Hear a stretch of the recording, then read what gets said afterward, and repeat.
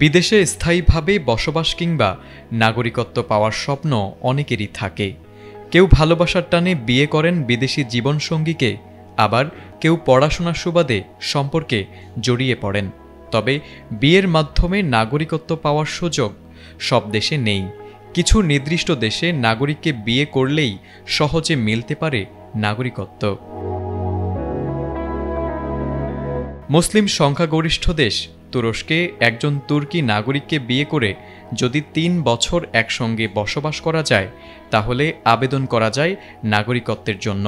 এছাড়া তুরস্কের পাসপোর্ট থাকলে ১১০টিরও বেশি দেশে ভিসা বিনামূল্যে পাওয়া যায়।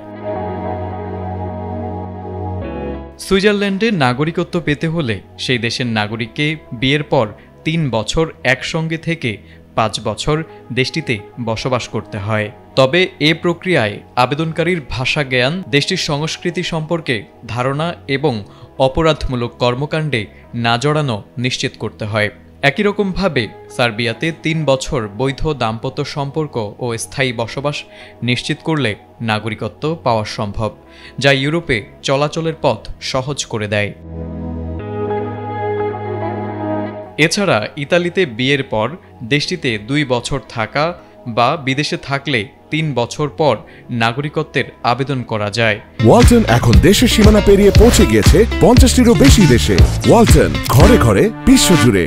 যদি সন্তান থাকে তাহলে এই সময় অর্ধেক কমে আসে।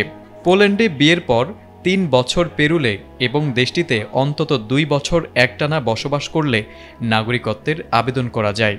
তবে এর জন্য পোলিশ ভাষা জানতে হয়।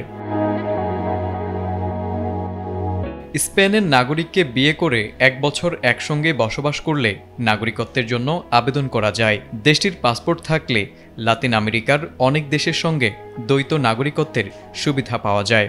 সেই সাথে ফ্রান্সে নাগরিকত্ব পেতে হলে ফরাসি নাগরিকের সঙ্গে ৪ বছর ধরে থাকতে হয় এবং দেশটিতে বসবাস করতে হয়।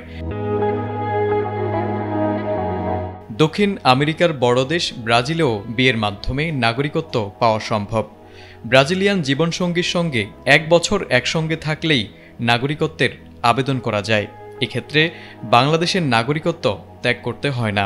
ব্রাজিলের পাসপোর্ট থাকলে রাশিয়া সহ বেশ কিছু দেশে ভিসা ছাড়া ভ্রমণ করা যায়। এছাড়া পর্তুগাল, আর্জেন্টিনা ও মেক্সিকোতেও প্রায় একই নিয়মে বিয়ের মাধ্যমে নাগরিকত্ব পাওয়া সম্ভব। সব মিলিয়ে এই দেশগুলোর নিয়মনীতি অনুসরণ করে বৈধভাবে নাগরিকত্ব পাওয়া গেলে তা ভবিষ্যতের জন্য হতে পারে এক দারুণ অর্জন। তবে এই সময় সতর্ক থাকতে হবে ভুয়া সম্পর্ক বা প্রতারণামূলক বিয়ের বিরুদ্ধে, যা অনেক দেশে কঠোর শাস্তিযোগ্য অপরাধ। তারেক আজিজ, এটিএন বাংলা।